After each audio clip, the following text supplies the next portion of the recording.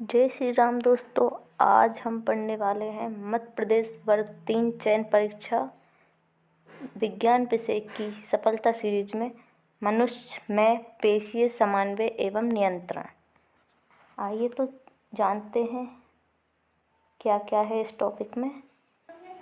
NCERT से पढ़ने वाले हैं हम, तो चलो पढ़ते हैं।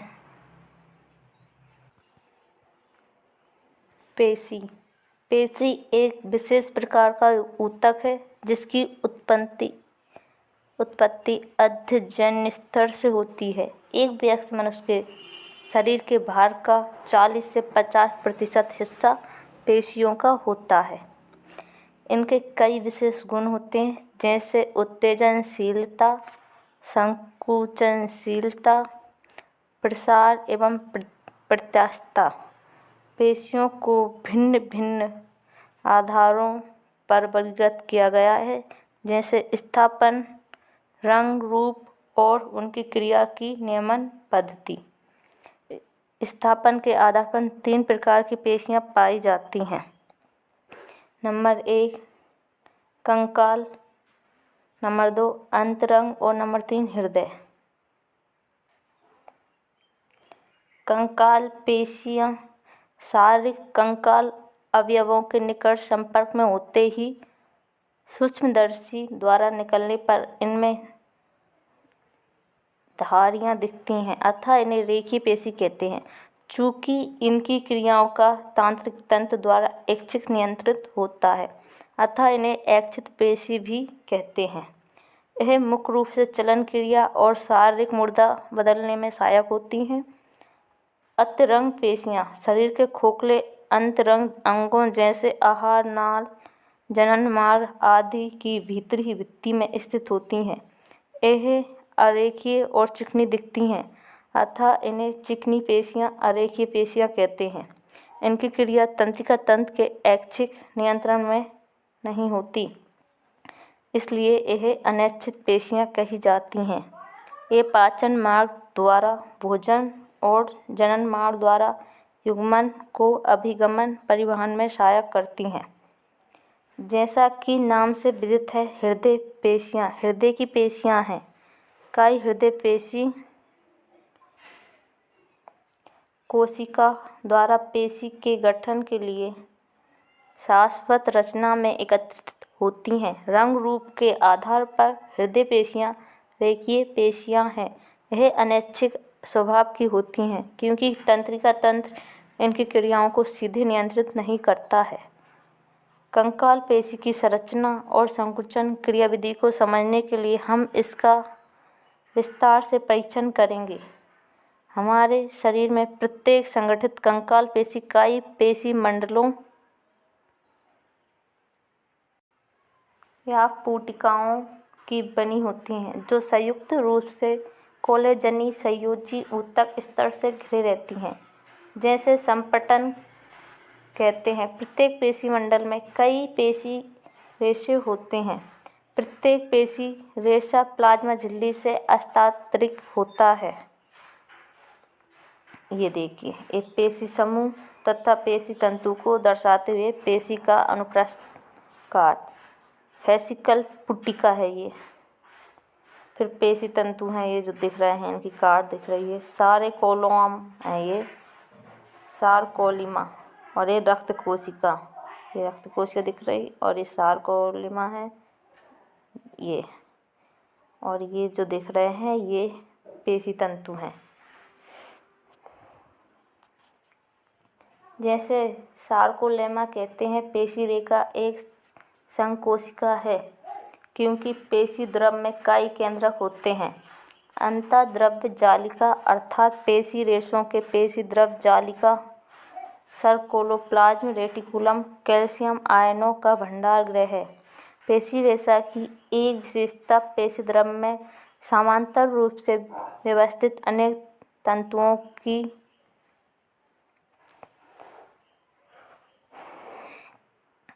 उपस्थिति है, जिससे पेशी तंतु मायोफिलामेंट पेशी तंतुक मायोफाइब्रिल कहते हैं। प्रत्येक पेशी तंतुक में क्रमवार गहरे एवं हल्के पट बैंड होते हैं।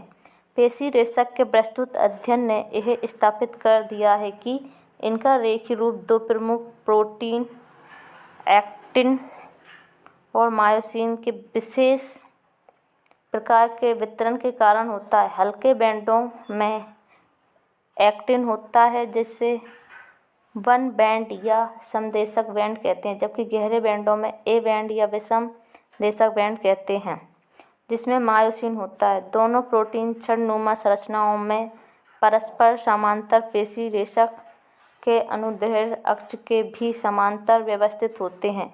एक्टिन तंतु मायोसिन तंतुओं की तुलना में पतले होते हैं, अतः इन्हें क्रमशः पतले व मोटे तंतु कहते हैं।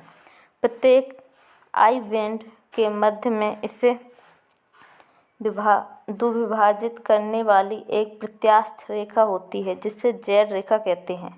पतले तंतु जेड रेखा से दृढ़ता से जुड़े होते हैं। ए बैंड के मोटे तंतु ए बैंड के मध्य में एक पतली रेशेदार झिल्ली, जिसे एम रेखा कहते हैं, द्वारा जुड़े होते हैं। पेशी रेशा की पूरी लंबाई ए और आई बैंड एकांतरण क्रम में व्यवस्थित होते हैं। दो अनुक्रमित जेड रेखाओं के बीच स्थित पेशी रेशक का भाग एक संकुचन कार्य इकाई बनाता है, जिसे सार्कोमियर कहते हैं।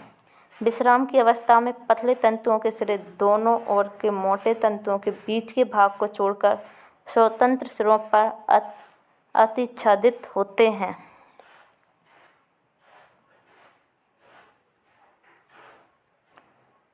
पतले तंतुओं के सिरे मोटे तंतुओं के सिरों के बीच में पाए जाते हैं। मोटे तंतुओं का केंद्रीय भाग, जो पतले तंतुओं से अतिच्छादित नहीं होता, एच क्षेत्र कहलाता है। संकुचनशील प्रोटीन की संरचना। प्रत्येक एक्टिन पतले तंतु एक दूसरे से सर्पिल रूप में कुंडलित दो एफ तंतुमय एक्टिनों का बना होता है। प्रत्येक एफ एक्टिन जी गोलाकार एक्टिन इकाइयों का बहुलक है। एक दूसरे प्रोटीन ट्रोपोमायोसिन के दो तंतु एफ एक्टिन के निकट पूरी लंबाई में जाते हैं। एक जटिल ट्रोपोनिन प्रोटीन अणु ट्रोपोमायोसिन पर नियंत्रण अंतरालों पर पाई जाती है। विश्राम की अवस्था में ट्रोपोनिन की एक उप इकाई एक्टिन तंतुओं के मायोसिन के बंध बनाने वाले सक्रिय स्थानों को ढक कर रखती है। ये देखिए चित्र में बताया गया है। ये सर्कोमियर को दर्शाते हुए एक पेशी तंतु की संरचना, और बी में एक सर्कोमियर का आरेख।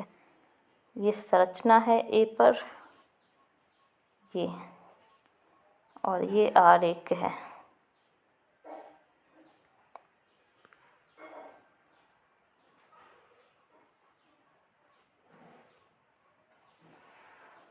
और ये देखिए एक एक्टिन पतला तंतु, एकल मायोसिन, मियोमायोसिन।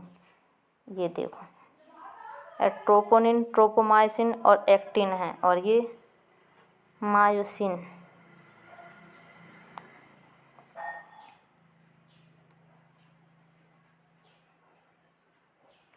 प्रत्येक मायोसिन मोटे तंतु भी एक बहुलक प्रोटीन है ना। मायोसिन और एक्टिन, उनकी संरचना जो मैंने अभी बताई थी वो है। कई एकल की प्रोटीन, जिसे मैरोमायोसिन कहते हैं, एक मोटा तंतु बनाते हैं। प्रत्येक मैरोमायोसिन के दो महत्वपूर्ण भाग होते हैं, एक छोटी भुजा सहित गोलाकार सिरा तथा एक पूंछ। सिर को भारी मायोसिन और पूंछ को हल्का मैरोमायोसिन कहते हैं। मैरोमायोसिन अवयव अर्थात सिर एवं छोटी भुजा पर नियत दूरी तथा आपस में एक नियत दूरी नियत कोण पर ए तंतु पर बाहर की तरफ उभरे होते हैं, जिसे क्रॉस भुजा क्रॉस आर्म कहते हैं। गोलाकार सिरे एक सक्रिय एनटीपीएच एंजाइम है, जिसमें एटीपी के बंधन स्थान तथा एक्टिन के लिए सक्रिय स्थान होते हैं। पेशी संकुचन की क्रियाविधि। पेशी संकुचन की क्रियाविधि को सर्पिल तंतु सिद्धांत द्वारा अच्छी तरह समझाया जा सकता है। जिसके अनुसार पेशीय रेशों का संकुचन पतले तंतुओं के मोटे तंतुओं के ऊपर सरकने से होता है। केंद्रीय तंत्र की प्रेरक तंत्रिका द्वारा एक संकेत प्रेषण से पेशी संकुचन का आरंभ होता है। एक प्रेरक न्यूरॉन तथा इसमें पेशीय रेश एक प्रेरक इकाई का गठन करते हैं। प्रेरक तंत्रिकाएं और पेशीय रेशा के सर्कोनेमा की संधि को तंत्रिका पेशीय संगम या प्रेरक अंतम पट्टिका कहते हैं। इस संगम पर एक तंत्रिका संकेत पहुंचने से एक तंत्रिका संचारी मुक्त होता है जो सर्कोलेमा में एक विधि विभव उत्पन्न करता है। यह समस्त पेशीय रेशा पर फैल जाता है जिससे सर्कोप्लाज्म में कैल्शियम आयन मुक्त होते हैं। कैल्शियम आयन स्तर में वृद्धि से एक्टिन तंतु पर ट्रोपोनिन की उपिकाई से कैल्शियम बंध बनाकर एक्टिन के ढके हुए सक्रिय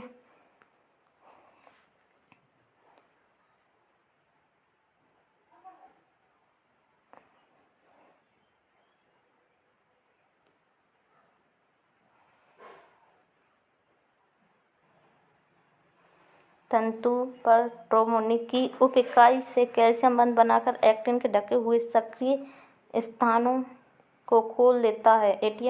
एटीपी के जल अपघटन से प्राप्त ऊर्जा का उपयोग कर मायोसिन शीर्ष एक्टिन के खुले सक्रिय स्थानों से क्रॉस सेतु बनाने के लिए बंध जाते हैं।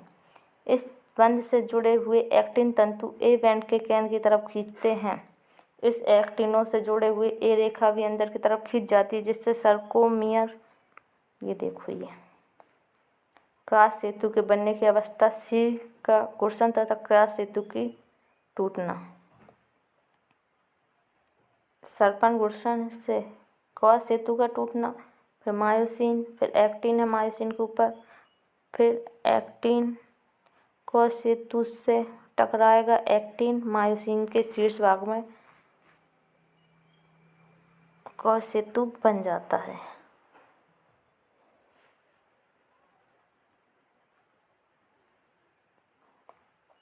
छोटा होता जाता है अर्थात संकुचित हो जाता है। ऊपर के चरणों को स्पष्ट है कि पेशी की छोटे छोटे समय अर्थात संकुचन में आई बैंडों की लंबाई कम हो जाती है जबकि ए बैंडों की लंबाई जो है कि त्यों रहती है। ये क्रिया विधि वैसे पढ़ने की ज़्यादा ज़रूरत नहीं है दोस्तों, मेन पॉइंट पढ़ना है अपन को, फिर भी मैं आपको समझा देती हूँ। एडीपी इसमें और P2 मुक्त कर मायोसिन विषमावस्था में वापस चला जाता है। एक नए एटीपी के बंधन से क्रॉस सेतु टूटते हैं। मायोसिन शीर्ष एटीपी को अपघटित कर पेशी के और संकुचन के लिए क्रिया दोहराते हैं, किंतु तंत्रिका संवेगी के समाप्त हो जाने पर सर्कोप्लाज्मिक रेटिकुलम द्वारा Ca++ के अवशोषण से एक्टिन स्थल पुनः ढक जाते हैं। इसके फलस्वरूप जैड रेखाएं अपने मूल स्थान पर वापस हो जाती हैं अर्थात शिथिलन हो जाता है। विभिन्न पेशियों में रेशों की प्रतिक्रिया अवधि में अंतर हो सकता है। पेशियों के बार बार उत्तेजित होने पर उनमें ग्लाइकोजन के अवयवी विखंडन से लैक्टिन अम्ल का जमाव होने लगता है जिससे थकान छाती होती है। पेशी में ऑक्सीजन भंडारित करने वाला लाल रंग का एक मायोग्लोबिन होता है। कुछ पेशियों में मायोग्लोबिन की मात्रा ज़्यादा होती है जिससे वे लाल रंग के दिखते हैं। ऐसे पेशियों को लाल पेशियाँ कहते हैं। ऐसी पेशियों में माइटोकॉन्ड्रिया, ये याद रखना दोस्तों, मायोग्लोबिन की मात्रा ज़्यादा होती है जिससे लाल रंग होते हैं। ऐसी पेशियों को लाल पेशियाँ कहते हैं। मायोग्लोबिन की अधिकता से लाल पेशियाँ बनती हैं। माइटोकॉन्ड्रिया अधिक होते हैं जो एटीपी के निर्माण हेतु इसमें भंडारित ऑक्सीजन की बड़ी मात्रा का उपयोग कर सकती हैं। इसलिए इन पेशियों को वायुजीवी पेशियाँ भी कहा सकते हैं। दूसरी तरफ कुछ पेशियों में मायोग्लोबिन की बहुत कम मात्रा पाई जाती है जिससे वे हल्के रंग की अथवा श्वेत प्रतीत होती हैं। ये श्वेत पेशियाँ हैं। इनमें माइटोकॉन्ड्रिया तो अल्पसंख्यक होते हैं लेकिन पेशी द्रव जालिका अत्यधिक मात्रा में होती है।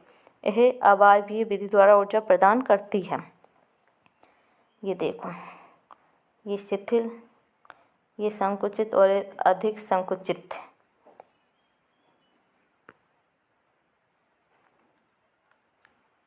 अब कंकाल तंत्र पढ़ेंगे। कंकाल तंत्र में अस्थियों का एक ढांचा और उपास्थियाँ होती हैं। शरीर की गति में इस तंत्र की महत्वपूर्ण भूमिका होती है। कल्पना कीजिए, जब बिना जबड़ों के भोजन चर्वण करना पड़े तो बिना पाद अस्थियों के टहलना हो। अस्थि एवं उपास्थि विशेष प्रकार के संयोजी ऊतक हैं। मैट्रिक्स से लवणों की उपस्थिति से अस्थियां कठोर होती हैं, जबकि कॉन्ड्रोटिन लवण उपस्थियों के मैट्रिन को अन्याय बनाते हैं। मनुष्य में ये तंत्र 206 अस्थियों और कुछ उपास्थियों का बना होता है। इसे दो मुख्य समूह में बांटा गया है, अक्षीय कंकाल एवं उपांगीय कंकाल। अक्षीय कंकाल में 80 अस्थियां होती हैं जो शरीर की मुख्य अक्ष पर वितरित होती हैं। करोटी, मेरुदंड, ओरोष्ठी,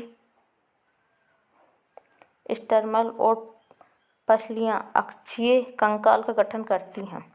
करोटी अस्थियों के दो समुच्च कपालीय और अनानी से बना है, जिनका योग 22 है। कपालीय अस्थियों की संख्या 8 होती है। यह मस्तिष्क के लिए कठोर रक्षक बाह्य आवरण कपाल को बनाती हैं। अनानी भाग में 14 कंकालीय अवयव होते हैं जो करोटी के सामने का भाग बनाते हैं। ये देखो,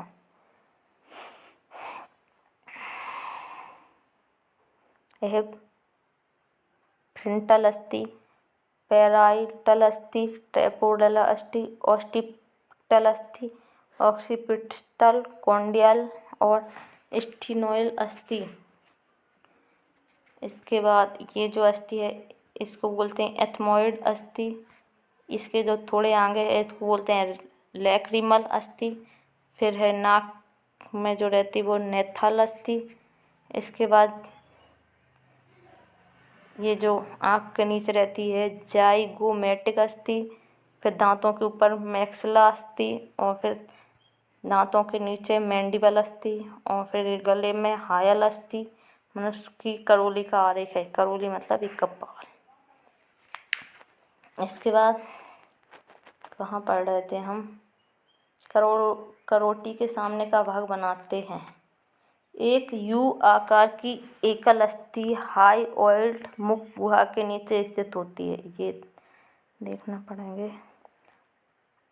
मेरुदंड दायां पृष्ठ दृश्य है। ये मेरुदंड है, ये मतलब रीढ़ की हड्डी। मुख गुहा के नीचे स्थित होती है। ये भी कपाल से ही सन्निहित है। प्रत्येक मध्य कर्ण में 3 छोटी अस्थियां होती हैं, मेलियस, इनकस या एवं एटिपिस। इन्हें सामूहिक रूप से कर्ण अस्थियां कहते हैं। कपाल भाग कशेरुक दंड के अग्रभाग के साथ 2 अनुकपाल अस्थि दंतों की सहायता से संधि योजन करता है। द्विकंदीय करोदिया डाइकोटाइलिन स्कल। हमारा कशेरुक दंड ये है, जो कशेरुक दंड है, ये रीढ़ की हड्डी को बोलते हैं कशेरुक दंड। क्रम में व्यवस्थित पृष्ठभाग में स्थित 26 इकाइयों का बना होता है, मतलब 26 इसमें उपास्थि होती हैं, जिन्हें कशेरुक कहते हैं। यह कपाल के आधार से निकलता है और धड़ भाग तक मुख्य ढांचा तैयार करता है। प्रत्येक कशेरुक के बीच का भाग खोखला तंत्र की नाल होता है, जिससे होकर मेरुरज्जु गुजरती है। प्रत्येक कशेरुक एटलस है और यह अनुकपाल अस्थि दंतों के साथ संधि योजन करता है। कशेरुक दंड कपाल की ओर से प्रारंभ करने पर ग्रीवा में 7 अस्थि होती हैं, बक्षीय में 12, कटी में 5, त्रिक सैक्रुम में 1 संयोजक। ये जो लिखा है देखो, इसमें मैं बताती हूँ। ग्रीवा कशेरुक, ये जो ग्रीवा है ये इसमें 7 होती हैं। नहीं, ये पूरा नहीं, ये है ग्रीवा, ये यहाँ से यहाँ तक। ग्रीवा में 7 कशेरुक। इसके बाद बक्षीय में 12, ये जो बक्षीय है इसमें 12। इसके बाद कटी में 5, ये जो कटी है यहाँ से यहाँ तक, इसमें 5। इसके बाद त्रिश्रैकमी में 1 संयोजी, ये जो एक लंबी सी है ये त्रिमिक है। कशेरुक विभाजित होता है। ग्रीवा के कशेरुक की संख्या मनुष्य सहित लगभग सभी स्तनधारियों में 7 होती है। कशेरुक दंड मेरुरज्जु के रक्षा करता है, सिर का आधार बनाते हैं और पसलियों तथा पीठ की पेशियों की संधि स्थल का निर्माण करता है। उरोस्थी वक्ष की मध्य अधर रेखा पर स्थित एक चपटी अस्थि है। अब पसलियों का पिंजरा देख लो, ये देखो, ये हैं पसलियाँ। हम बोलते हैं ना छोटे छोटे पसली चल रही है, उसकी 12 जोड़ी होती हैं। ये देखो, यहाँ से शुरू और यहाँ पर 12 जोड़ी। पसलियाँ एक पतली चपटी अस्थि है जो पृष्ठ भाग से कशेरुक दंड और अग्र भाग से उरोस्थी के साथ जुड़ी होती है। इसके पृष्ठ सिरे पर 2 संधि योजन सतह होती हैं, जिसके कारण इसे दूरशिरस्थ भी कहते हैं। प्रथम 7 जोड़ी पसलियों को वास्तविक पसलियाँ कहते हैं। मतलब ये जो पहले से 7 नंबर तक है, ये वास्तविक पसलियाँ हैं।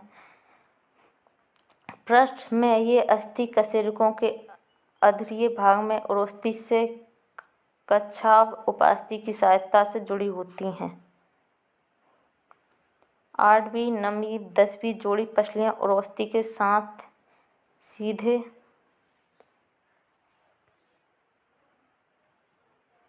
ये जो है ये सीधे जुड़ी संधि योजित नहीं होती, बल्कि ये जुड़ी नहीं होती, बल्कि कच्छाव उपास्थि के सहयोग से 7वीं पसली से जुड़ी होती हैं। इन्हें वर्टिब्रोकाइल कूट पसलियाँ कहते हैं। पसलियों की अंतिम 2 जोड़ी 11 और 12 नंबर की अवर से जुड़ी हुई नहीं होती हैं, इसलिए इन्हें प्लावी पसलियाँ कहते हैं।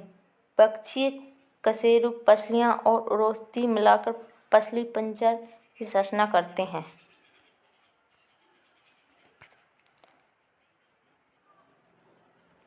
पादों की अस्थियाँ अपनी मेखला के साथ उपांगीय कंकाल बनाती हैं। प्रत्येक पाद में 3 अस्थियाँ पाई जाती हैं। अग्रपाद भुजा की अस्थियाँ हैं हुमरस, रेडियस और अल्ना। कार्पस कलाई की अस्थियाँ संख्या में 8। ये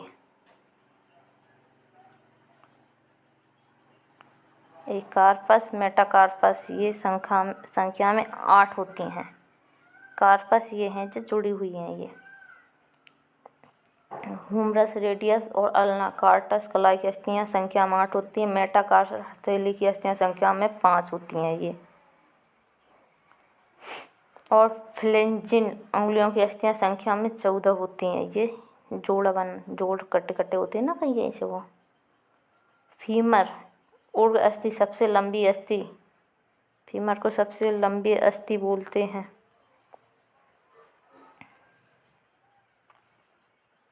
अरु अस्थि सबसे लंबी अस्थि। टिबिया और फिलुला टार्सल टंगनों की अस्थियाँ संख्या में 7। अब ये नीचे चित्र बताऊँ। मेटाकार्पस संख्या 5 और अगली अस्थियाँ फ्लेंजिन कप के आकार की एक अस्थि जिसे पेटेल्ला कहते हैं, घुटने को अधर की ओर से ढकती है। अब अंश और श्रोणि मेखला अस्थियाँ अक्षीय कंकाल तथा क्रमशः अग्र एवं पश्च पादों के बीच संयोजन से सहायता करती हैं। प्रत्येक मेखला के 2 अग्रभाग होते हैं। अंश मेखला के प्रत्येक अग्रभाग पर एक क्लेविकल एवं एक स्कैपुला होता है। स्कैपुला पक्ष के पृष्ठभाग में दूसरे एवं 7वीं पसली के बीच स्थित एक बड़ी